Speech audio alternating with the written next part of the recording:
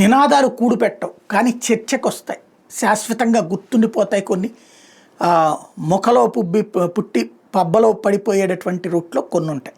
2 రూపాయలకే కిలో బియ్యం, ఇది దాని తర్వాత ఇప్పుడు రూపాయికి వచ్చింది, అంటే రూపాయి 90 పైసలకే వచ్చింది, రూపాయికి వచ్చింది, ఉచితంగా కూడా వచ్చింది. కానీ వీళ్ళు ఎవరిని గుర్తుపెట్టుకోవాలి, ఆ 2 రూపాయల కిలో బియ్యమే గుర్తుపెట్టుకున్నారు.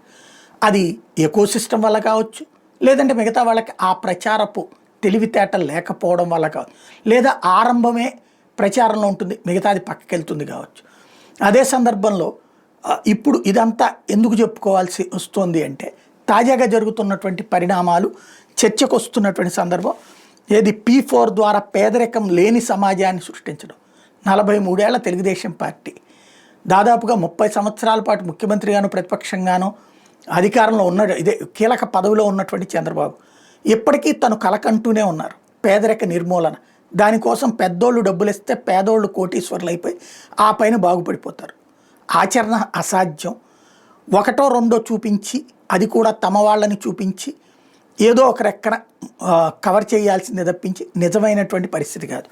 ఇందిరాగాంధీ హయాంలో గరీబీ హటావో అన్నటువంటి నినాదం, అలాగే రాజీవ్ గాంధీ హయాంలో బేకారీ హటావో అన్నటువంటి నినాదం, అంటే పేదరికం పోతుంది, పేదతనం పోగొడతాం అన్నటువంటి నినాదాలుగానే మిగిలిపోయినాయి.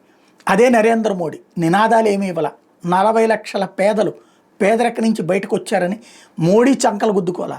ఐక్యరాజ్య సమితి చెప్పిన లెక్క చంద్రబాబుకి ఎందుకు సాధ్యం కాలేదు? 5 కోట్ల జనాభా లేదా అంతకుముందు 8 కోట్ల జనాభా ఉన్న ఆంధ్రప్రదేశ్లో ఎందుకు సాధ్యం కాలేదు? లేదా తాజాగా వచ్చిన 5 కోట్లు ఎందుకు సాధ్యం కాలేదు? అదే గత 5-6 ఏళ్లలో వచ్చినటువంటి మార్పు, పేదలకు సంబంధించిన భారీ మార్పు ఎందుకు తెలియలేదు? ఇప్పుడు P4 లాంటివి కోరుకుంటారా? లేకపోతే నిజమైనటువంటి డెవలప్మెంట్, ప్రతి ఒక్కళ్ళకి అవుతున్న ఖర్చు, విద్య, వైద్యం, ఈ రెండింటికి సంబంధించి ప్రభుత్వం బాధ్యత తీసుకునే దిశగా అడుగులు వేస్తుందో చూడాలి.